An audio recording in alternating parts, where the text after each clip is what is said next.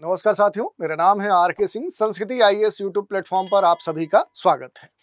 आज एक बड़े ही गंभीर मुद्दे की चर्चा करने वाले हैं और ये मुद्दा गंभीर ही नहीं है, काफी संवेदनशील है। मुद्दा कहाँ से जुड़ता है तो एक घटना अब हाल ही में चर्चा में आई है, जिसमें कम अंकों के प्राप्त होने के बाद उस बच्चे के पिटाई का मामला सामने आया है और पिटाई ऐसी वैसी नहीं हुई है, बल्कि इसके बाद उस बच्ची की मृत्यु भी हो गई है। तो जो मामला है ये एक पिता और उसके पुत्री के संदर्भ में है और इस कारण से देखें तो इस तरह के जो कम अंक आने का जो घटना था, इस कारण से पिता इतना उग्र हुआ कि उसने अपने बच्ची को पीट पीट कर ही मार डाला। तो क्या अब जो पढ़ाई है, पढ़ाई का जो दबाव है वो इतना अधिक हो चुका है कि वो अब जान भी ले सकता है। और ये जो मुद्दा है अब पूरे देश में कहीं ना कहीं चर्चा का विषय बना हुआ है और ये काफी लंबे समय से देखें तो ये मुद्दा चर्चा में रहा है। और इसी के संदर्भ में अब कहा जा रहा है कि अब जो नंबर है, नंबर जो गेन करने की बात है, क्या अब ये मौत की वजह भी हो सकता है। और इसी कारण से जो अपना एजुकेशन सिस्टम है, जो हमारा समाज है, उसके संदर्भ में भी अब प्रश्न चिन्ह खड़े किए जा रहे हैं कि क्या अब हमारे देश में जो प्रेजेंट में एजुकेशन सिस्टम है, जो हमारा समाज है, क्या वो ठीक है? क्या वो पढ़ाई को लेकर अब बच्चों को प्रताड़ित कर रहा है? चाहे हम स्कूलिंग स्तर की बात करें, कॉलेज स्तर की बात करें, कॉम्पिटिटिव एग्जाम की बात करें, सभी स्तर पे इस तरह के जो दबाव हैं, जो बच्चों के ऊपर, जो स्टूडेंट्स हैं उनके ऊपर, जो एस्पिरेंट्स हैं उनके ऊपर, इस तरह के जो दबाव हैं समाज के, उसके परिवार के, उसके गार्जियंस के, उसके पेरेंट्स के, अब ये कहीं ना कहीं गंभीर समस्या बनते जा रहा है। तो इसी की आज चर्चा करने वाले हैं और इसी के संदर्भ में पूरे घटनाक्रम को देखेंगे। इसके बाद हम देखेंगे कि आखिर इस तरह के जो मसले हैं, इनके पीछे आखिर कारण क्या है, इनके समाधान कैसे किए जा सकते हैं, क्या सरकार के स्तर पे क्या विभिन्न स्तरों पे इसके लिए कोई समाधान खोजे गए हैं, क्या कोई नियम कानून भी बनाया गया है। तो ये सभी मुद्दे हैं जिस पर हम डिटेल से चर्चा करने वाले हैं। तो काफ़ी महत्वपूर्ण और कह सकते हैं कि ऑब्जेक्टिविटी वाला ये टॉपिक है, तो इस पर हम डिटेल से बात करेंगे। लेकिन चर्चा में आगे बढ़ने से पहले आप सभी के लिए एक महत्वपूर्ण सूचना है। संस्कृति आईएएस के द्वारा जो जून एंड ऑफर संचालित किया जा रहा है और इस ऑफर के तहत संचालित जो विभिन्न कोर्स हैं, ऑनलाइन, लाइव, टेस्ट सीरीज और जो भी डीएलपी कोर्सेज हैं, उन पर अप टू देखेंगे तो 75% तक का डिस्काउंट प्रदान किया जा रहा है। जिन कोर्स पर ये इस तरह के डिस्काउंट दिए जा रहे हैं उनमें आईएएस फाउंडेशन कोर्स है और इस कोर्स के तहत संचालित जो विभिन्न कोर्स हैं उन पर 60% से भी अधिक छूट दी जा रही है। इसके अलावा पीसीएस जो फाउंडेशन कोर्स हैं, इस कोर्स के तहत भी संचालित जो विभिन्न कोर्स हैं उन पर अप टू 70 to 75% का डिस्काउंट दिया जा रहा है। इसके अलावा 71वीं बीपीएससी पीटी टारगेट बैच की जो भी निर्धारित फी है उस पर डिस्काउंट देने के बाद ये जो कोर्स है केवल आपको 4,500 में प्राप्त हो रहा है। और हाल ही में देखें तो यूपीएससी मेंस एडवांस जो मेंटरशिप प्रोग्राम 2026 है, जो कि 140 दिनों का एक गहन क्लासरूम प्रोग्राम है और ये हाल ही में अब स्टार्ट होने वाला है 3 जुलाई 2025 से, यानी कि इस महीने के अगले महीने ये जो कोर्स है ये स्टार्ट होगा। इसके जो की फीचर्स हैं कि मुख्य परीक्षा की पूरी स्ट्रेटजी पर बेस्ड ये कार्यक्रम है। राइटिंग स्किल में एडवांस अप्रोच के द्वारा आपकी जो भी लेखन शैली है उसे विकसित करने का प्रयास कराया जाएगा। पूरा पाठ्यक्रम इसमें कवर किया जाएगा और इस पर खास तौर पे अभ्यास के लिए 13 टेस्ट भी शामिल किए गए हैं। खास बात यह है कि संस्कृति आईएएस की जो सबसे बेस्ट अनुभवी फैकल्टी है वो इसमें आपका मार्गदर्शन प्रदान करेगी। इसके अलावा अगर फीस स्ट्रक्चर की हम बात करते हैं तो ऑफलाइन और ऑनलाइन मोड पे फीस स्ट्रक्चर अलग अलग है, लेकिन इस समय ऑफर फी के तहत देखें तो जो भी संस्कृति आईएएस के स्टूडेंट्स हैं और जो सामान्य विद्यार्थी हैं उनको डिस्काउंट पर ये जो कोर्स है ये ऑफर किया गया है। और भी कोई अगर आपकी क्वेरी है, कोई और शंका है, तो शंका समाधान के लिए नीचे दिए गए जो नंबर है 9555-124-124 पर कॉल करके आप जानकारी प्राप्त कर सकते हैं। दूसरा तरीका है संस्कृति आईएएस की जो वेबसाइट है sanskritIAS.com, वहाँ विजिट करके भी जानकारी प्राप्त कर सकते हैं। टॉपिक पर आते हैं। कम मार्क्स पर पिता की पिटाई से जो उसकी बच्ची है उसकी मौत हो गई है। तो अब ये जो प्रश्न है कि पढ़ाई का जो तनाव है, क्या वो इस लेवल पे पहुंच चुका है कि अब वो जान भी ले सकता है। और यही जो घटना है अब ये चर्चा का विषय बन गई है। और इसी में चूंकि ये जो मसला है ये लंबे समय से अपने देश में विभिन्न देश के विभिन्न राज्यों में भी देखने को मिला है, लेकिन अभी हाल का एक मसला है जो महाराष्ट्र राज्य से जुड़ता हुआ सुर्खियों में है। सांगली जिले के नेलकरंजी गांव में देखें तो 12वीं की एक जो छात्रा है, जो इस एक व्यक्ति है, इनकी क्या है, ये बेटी रहती है और खास तौर पर देखें तो इसके कम अंक आने के बाद इसके पिता ने इसे बुरी तरह से पीटा है और पीटने के बाद स्थिति ऐसी आ गई है कि उसकी जान ही चली गई है, आप समझ सकते हैं। और ये जो बच्ची थी, ये नीट की भी तैयारी कर रही थी और कहीं ना कहीं इसके और इसके पिता के बीच में जो भी संवाद स्थापित हुए, उसके बाद से स्थिति खराब हुई और गुस्से में इसके फादर ने पीट पीट कर इस बच्ची की जान ले ली। तो आप समझ सकते हैं कितनी दर्दनाक घटना है और इसके पीछे कारण क्या है कि पढ़ाई का जो दबाव है, जो कंपटीशन है, उनका जो दबाव है, कंपटीशन क्वालिफाई करने का, जो एंट्रेंस एग्जामिनेशन है, उनके प्रवेश परीक्षाओं का जो कम अंक आने की बात कही जा रही है। क्योंकि खासतौर पर देखेंगे तो जो 10th+2 का जो ये स्टैंडर्ड है, इसके बाद देखेंगे तो बहुत सारे जो एंट्रेंस एग्जामिनेशन होते हैं, चाहे वो IITs की बात करें, चाहे हम मेडिकल की बात करें, कॉमर्स की बात करें या फिर इसके बाद कंपटीशन एग्जाम की बात करें, तो इनकी शुरुआत होती है।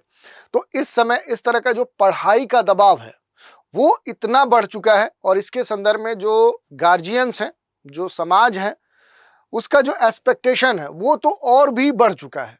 तो अब स्थिति ऐसी आ चुकी है कि जो बच्चे हैं, चाहे वो स्कूलिंग की बात की जाए, कॉलेज स्तर की बात की जाए, हायर एजुकेशन की बात की जाए, यहाँ तक कि कंपटीशन की बात की जाए, हर स्तर पे अब क्या है कि पढ़ाई कम हो रही है, लोग डर ज्यादा रहे हैं।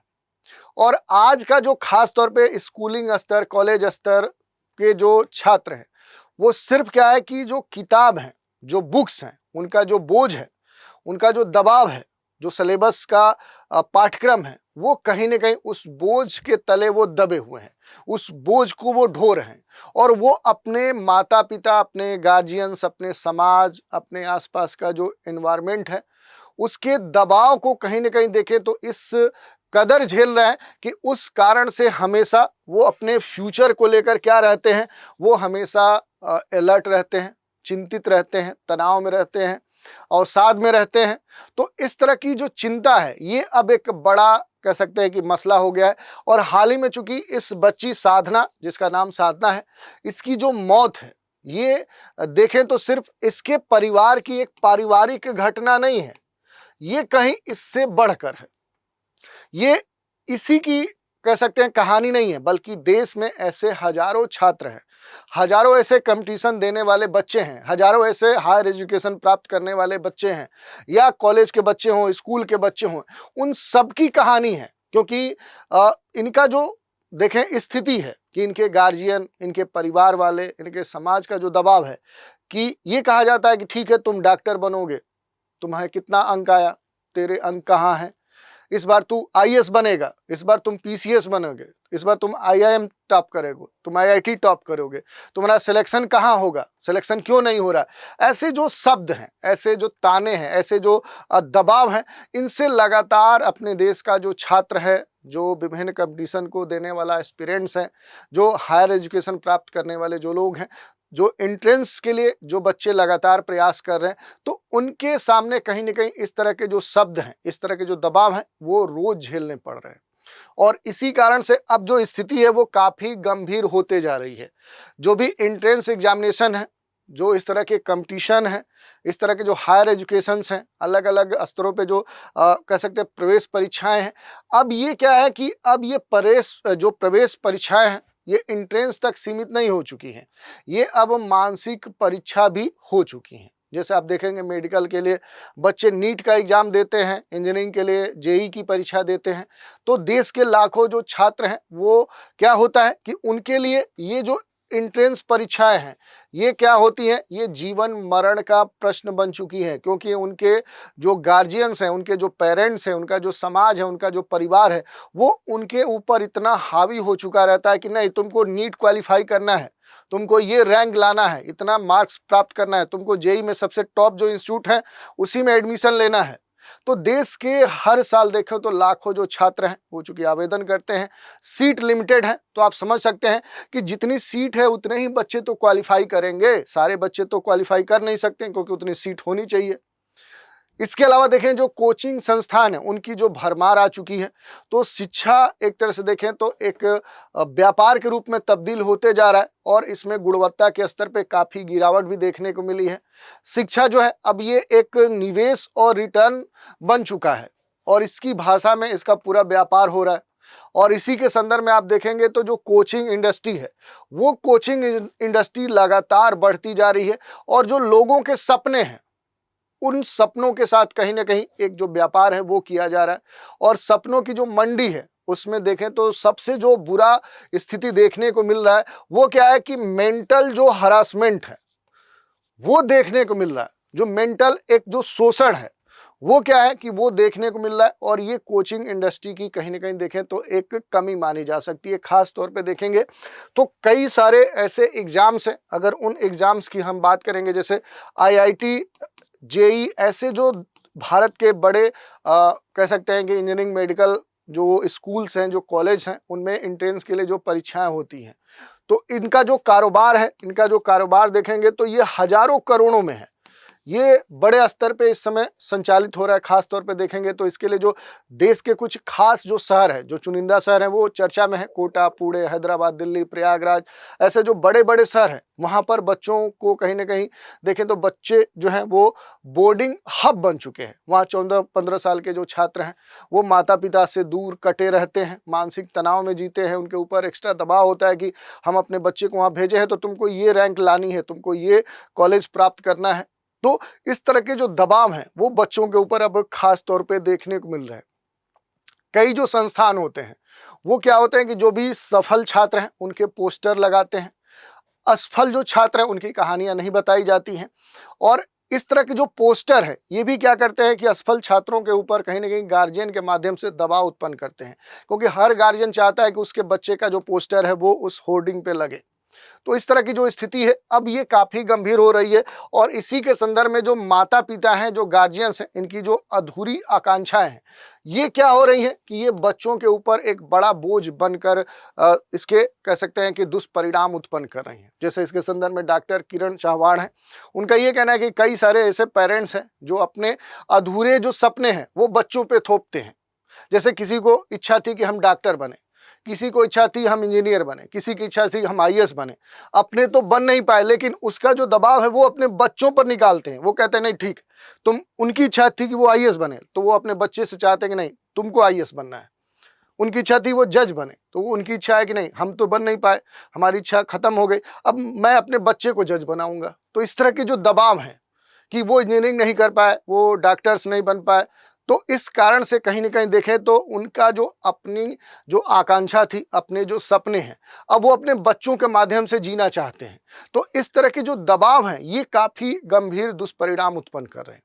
बच्चों पर सामाजिक आर्थिक जो दबाव है वो तो रहता ही है, क्योंकि अब जो एजुकेशन है, इस तरह के जो भी कोर्सेज हैं उनके लिए जो भी कोचिंग्स या इस तरह के जो भी प्रशिक्षण प्राप्त होते हैं, जो भी शिक्षा प्राप्त की जाती है, उस कारण से देखें तो काफ़ी पैसे लगते हैं और इस तरह के जो एंट्रेंस हैं इनका जो कंपटीशन है वो काफ़ी टफ माना जाता है। तो इस कारण से अब जो समस्या है वो काफ़ी गंभीर हो चुकी है। यही नहीं, विश्वास की जो कमी है और जो एक आपस में बातचीत की जो संवेदनहीनता है, जो संवादहीनता है कि लोग बात ही नहीं कर रहे हैं, तो ये एक बड़ा मुद्दा बनते जा रहा है। और इसी में डॉक्टर श्रुति हैं, ये बताती हैं कि माता पिता अपने बच्चों की जो क्षमता है उसको तो पहचानते ही नहीं, क्योंकि आखिर उनका जो बच्चा है उसकी अपनी कैपेबिलिटी क्या है, उसकी अपनी कैपेसिटी क्या है, उसका जो इंटरेस्ट है वो किस क्षेत्र से है। वो आर्ट्स पढ़ना चाह रहा है, वो कला के क्षेत्र में जाना चाह रहा है, विज्ञान के क्षेत्र में जाना चाह रहा है, रंगमंच के क्षेत्र में जाना चाहता है, वो एक अधिकारी बनना चाहता है या फिर वो कुछ और करना चाहता है। ये पूरी तरह से देखें तो जो गार्जियंस है उनके और उनके बच्चे के बीच में एक संवादहीनता जो है वो स्थिति अब देखने को मिल रही है। किसी भी बच्चे के संदर्भ में कि उसके जो पेरेंट्स हैं वो क्या है कि अपने बच्चे से संवाद स्थापित ही नहीं कर रहे हैं और बच्चों के साथ जो खुले संवाद है उसकी कमी के कारण जो एक अकेलापन है, जो तनाव है, उस स्थिति में वो बच्चा पहुंच रहा है। और बच्चों की जो मानसिक स्थिति है वो क्या है कि अब अवसाद और आत्महत्या जैसी जो स्थिति है वहां पर पहुंचने में देर नहीं लग रही है। और इसी के संदर्भ में नेशनल जो क्राइम रिकॉर्ड जो ब्यूरो है, जो एनसीआरबी है, इसका जो आंकड़ा है वो अब बड़े ही चौंकाने वाले हैं। महाराष्ट्र में छात्रों की जो आत्महत्या है उसके मामलों की संख्या लगातार बढ़ रही है और सबसे अधिक बताई गई है। ये कहा गया कि महाराष्ट्र में 2022 में ऐसे बच्चों के आत्महत्या की जो घटनाएं हैं वो लगातार क्या हो रही हैं कि वो देखने को मिली है। और ऐसा नहीं कि महाराष्ट्र में ही नहीं देखने को मिली है, अगर आप देखेंगे तो ये पूरा इंडिया का ये मामला है। पूरे इंडिया में देखेंगे तो इस तरह के जो सुसाइड के मामले हैं, जो सुसाइड या आत्महत्या के मामले हैं, वो पूरे देश में देखने को मिल रहे हैं। अब महत्वपूर्ण बात क्या है कि इसके जो कारण है वो क्या है, वो सबसे महत्वपूर्ण हो जाते हैं। तो देखिए, अगर ऐसे जो भी अवसाद में जो भी बच्चे हैं पढ़ने वाले, चाहे स्कूल की बात हो, कॉलेज की बात हो, कंपटीशन की बात हो, हायर एजुकेशन की बात हो, वहाँ पर सबसे जो महत्वपूर्ण कारण अब काम कर रहा है वो क्या है कि पढ़ाई का जो दबाव है, ये दबाव क्या है कि पहले से काफ़ी अब बढ़ चुका है। दबाव ही नहीं, जो एक कैरियर के थोपने की बात है कि ठीक है तुमको क्या बनना है, तुमको डॉक्टर बनना है, तुमको इंजीनियर बनना है, तुमको आईएएस ऑफिसर बनना है, तुमको जुडिशियल मजिस्ट्रेट बनना है, तुमको किसी रंगमंच में जाना है, तुमको ये करना है, तुम्हें क्रिकेटर बनना है। तो इस तरह के जो कैरियर हैं, कैरियर का जो थोपने की बात है कि अगर कोई व्यक्ति, पेरेंट्स खुद तो नहीं बन पाया या फिर समाज के दबाव में कि हर व्यक्ति का, अगर कोई समाज है उसमें हर जो गार्जियन अपने बच्चे को ये करवा रहा है, तो एक जो गार्जियन है वो न चाहते हुए भी उसके ऊपर दबाव है कि नहीं सारे लोगों के बच्चे तो ये कर रहे हैं तो हमारा बच्चा भी करे। तो इस तरह के जो दबाव है वो देखने को मिल रहा है। इसके अलावा देखेंगे तो एक और महत्वपूर्ण कारण है इस तरह के आत्महत्या का, जो कॉलेज स्तर पे जो रैंकिंग हो रहा है, इंस्टीट्यूट के स्तर पे जो रैंकिंग हो रहा है, विभिन्न जो ट्रेनिंग सेंटर हैं वहाँ भी रैंकिंग हो जाती है। परिवार में जो अस्थिरता है, जो फैमिली के संदर्भ में देखें तो परिवार की जो अस्थिरता है, चाहे वो हम देखें इकोनॉमिक संदर्भ में देखें, पहुंच के संदर्भ में देखें, परिवार के आपसी स्ट्रक्चर के संदर्भ में देखें, पेरेंट्स के बीच में तनाव के स्तर पे देखें, और सबसे बड़ा जो कारण है भावनात्मक स्तर पे, ये आपके सिलेबस में भी है, भावनात्मक स्तर पे जो उपेक्षा है, संवादहीनता है, ये सबसे महत्वपूर्ण कारण हो जाता है कि जब कोई गार्जियंस हैं, उनके समाज, उनके परिवार का अगर व्यक्ति उस जिस क्षेत्र में अपनी इच्छा के अनुसार जो सपने देख रहा था उसमें सफल नहीं हुआ तो उसकी उपेक्षा की जाती है। जैसे यहीं पर देखें, जिस बच्ची को कम नंबर आया, उसे एंट्रेंस में पास नहीं मिला, तो उसके फादर ने उसकी उपेक्षा की, यहाँ तक कि पीट पीट के उसके मार ही डाला। तो इस तरह की स्थिति होती है तो फिर क्या होता है कि बच्चे अवसाद में जाते हैं, आत्महत्या कर लेते हैं। तो इस तरह की जो स्थिति है वो देखने को मिलती है। कुछ आंकड़े हैं जो आपको हम दिखाते हैं यहाँ पर। जैसे देखिए, ये सुसाइड के मामले हैं। महाराष्ट्र में देखें तो 2022 में जो छात्र हैं उनकी जो आत्महत्या की जो घटनाएं देखने को मिली, तो 2022 में देखिए महाराष्ट्र में केवल देखेंगे तो 1764 जो बच्चे हैं उन्होंने सुसाइड किए। तमिलनाडु में देखें तो 1455 ऐसे मामले देखने को मिले। एमपी में देखें तो 1393 मामले देखने को मिले। तो इस तरह से आप देखेंगे तो देश के सभी राज्यों में, सभी क्षेत्रों में इस तरह के जो मामले हैं वो देखने को मिल रहे हैं बच्चों के संदर्भ में। और इनमें से देखेंगे तो 60% से जो ज़्यादा मामले हैं वो क्या है कि वो सीधे जो पढ़ाई है, जो परीक्षा से जुड़े हुए तनाव हैं, जो एक अपेक्षाएं हैं, उन सब के प्रेशर में क्या है कि इस तरह की जो घटनाएं हैं बच्चों के संदर्भ में जो सुसाइड की वो मामले देखने को मिल रहे हैं। और ये खास बात है कि ऐसा नहीं है, देखिए स्कूलिंग जो शिक्षा है वहीं पर नहीं है, ये कॉलेज स्तर पे भी है, ये हायर एजुकेशन में भी है, ये आप देखेंगे विभिन्न जो कंपटीशन जो होते हैं उनके स्तर पे भी है। तो ये सभी स्तर पे ये जो स्थिति है वो देखने को मिलता है। और यही नहीं, ये जो स्थिति है ये पूरे देश में जो विभिन्न कंपटीशन की तैयारी करवाने वाले जो शहर हैं वहाँ पर भी ऐसी घटनाएं देखने को मिलती है कि जो स्टूडेंट्स हैं, जो एस्पिरेंट्स हैं, जो किसी भी कंपटीशन की तैयारी कर रहा है, वो तनाव में क्या होता है कि वो सुसाइड कर लेता है, अपने बिल्डिंग से छलांग लगा देता है, पॉइजन खा लेता है। इस तरह के विभिन्न जो घटना है वो हमें देखने को मिल रही है। इसमें खास बात देखिए, जो मेंटल हेल्थ है अब वो एक बड़ा प्रश्न चिन्ह उस पर खड़ा हो रहा है। उपेक्षित है, क्यों उपेक्षित है? तो देखिए, स्कूल और कोचिंग संस्थान के स्तर पे भी बहुत सारे कह सकते हैं कि निगेटिव पॉइंट्स हैं। जैसे काउंसलर की जो अनुपस्थिति है, कि बच्चों की जो काउंसलिंग है वो सही ढंग से की जानी चाहिए। तनाव और मानसिक स्वास्थ्य से जुड़ा हुआ कोई जो ट्रेनिंग है वो उसका अभाव देखने को मिल रहा है। विद्यार्थियों के स्तर पे देखें तो जो परफॉर्मेंस है और जो नॉन परफॉर्मेंस है, इनके आधार पर जो एक बंटवारा है वो एक बड़ा कारण है।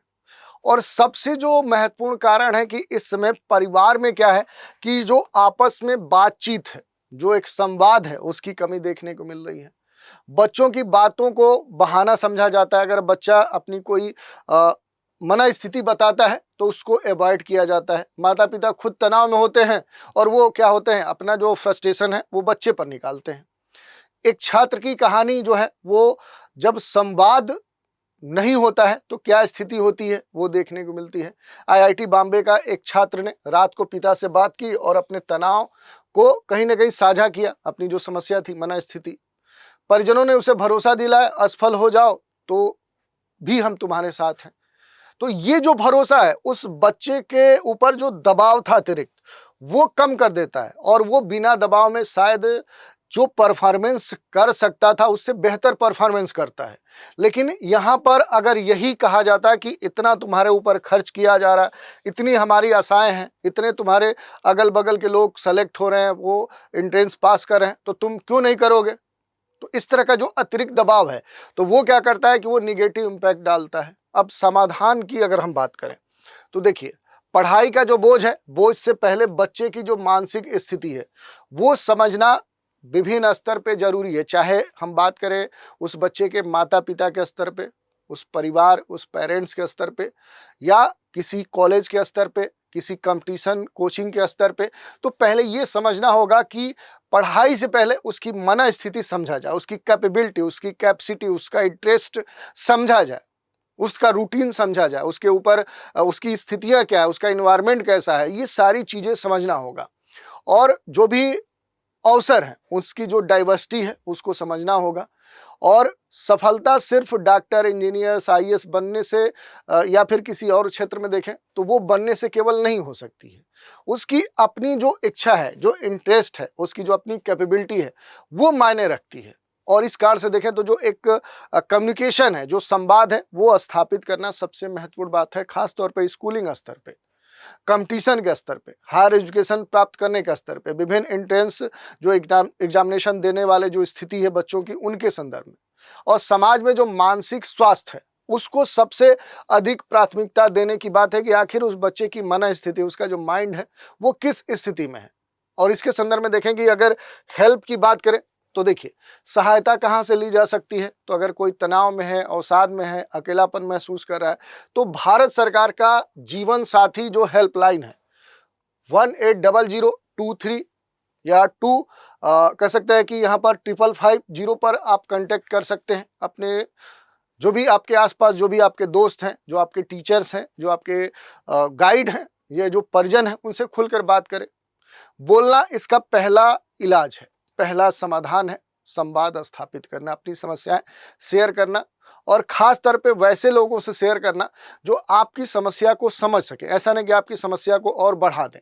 तो ये एक महत्वपूर्ण बात है। इसके अलावा अगर देखेंगे तो समाधान जो है ये परिवर्तन की दिशा में अगर हम बात करें तो जो भी कैरियर काउंसलिंग है स्कूलों में, जो भी अनिवार्य रूप से लागू हो, कक्षा 8 से ही रुचि आधारित जो गाइडेंस है वो प्रदान किया जाए कि आखिर उस बच्चे की रुचि पता कर ली जाए कि किस क्षेत्र में उसकी रुचि है, उसकी जो मानसिक स्थिति है, जो मेंटल हेल्थ है, उसके संदर्भ में एजुकेशन दिया जाए। जो भी आपका एजुकेशन सिस्टम है उससे में देखें तो मानसिक स्वास्थ्य के विषय को कहीं ना कहीं पढ़ाया जाए। पारिवारिक जो संवाद है वो महत्वपूर्ण है, माता पिता और बच्चों के बीच में नियमित खुली बातचीत होनी चाहिए, उसके लिए एक वातावरण होना चाहिए, ये ध्यान देना है। जो भी पेरेंट्स हैं, जो परिवार हैं, और इसके संदर्भ में जो भी इंस्टीट्यूट्स हैं उनको भी ध्यान देना होगा कि आखिर क्या उस बच्चे के ऊपर पारिवारिक दबाव तो नहीं है, कोई और दबाव तो नहीं है जिस कारण से वो परफॉर्मेंस नहीं कर पा रहा है।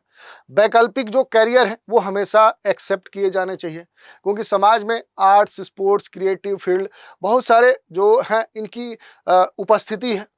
और इनको बराबरी मिलनी चाहिए। ऐसा नहीं है कि कोई कहता है कि नहीं आईआईटी में ही सिलेक्शन होना चाहिए, तुम्हें बेस्ट इंजीनियर ही बनना है, तुमको डॉक्टर ही बनना है, तुमको आईएएस ही बनना है, तुमको यही बनना है, तुमको ये करना है, ऐसी कोई बात नहीं है। जितने भी करियर्स विकल्प हैं ये सब बराबर हैं। हाँ, ये बात है कि वहाँ पर आप सबसे बेस्ट हों। तो इस तरह की जो एक भावना है, उसकी जो एक्सेप्टेंस है वो होनी चाहिए। समुदाय और समाज की जो भूमिका है वो काफ़ी मायने रखती है। एनजीओज, स्कूल, कॉलेज मिलकर बहुत सारे जो नो प्रेशर एजुकेशन अभियान है वो चला सकते हैं। और इसी के संदर्भ में देखें तो कुछ प्रयास भी किए गए हैं। जैसे प्रयासों की बात करें तो अपने देश के यशस्वी प्रधानमंत्री माननीय नरेंद्र मोदी के द्वारा शुरू किया गया जो फ्लैगशिप कार्यक्रम है, ये परीक्षा पे जो चर्चा है, अब तक छात्र, शिक्षक, जो अभिभावक हैं उनके बीच में अब एक कम्युनिकेशन का एक कह सकते हैं प्लेटफॉर्म बन चुका है, संवाद मंच बन चुका है। और इसका जो 8वां संस्करण है उसकी जो शुभारंभ है वो 10 फरवरी 2025 को दिल्ली में किया गया था। तो देश के प्रधानमंत्री या कहें तो देश की सरकार भी इसे समझ रही है कि ये जो मुद्दा है ये एक किसी परिवार का मुद्दा अब नहीं रह चुका है, ये बल्कि देश का एक मुद्दा हो चुका है। तो इस कारण से प्रधानमंत्री की भी ये पहल की गई है। इसके संदर्भ में देखें तो इस तरह के जो बच्चे हैं उनके संदर्भ में बहुत सारे जो नियम कानून है वो भी है। जैसे बाल अधिकार संरक्षण आयोग अधिनियम 2005 है।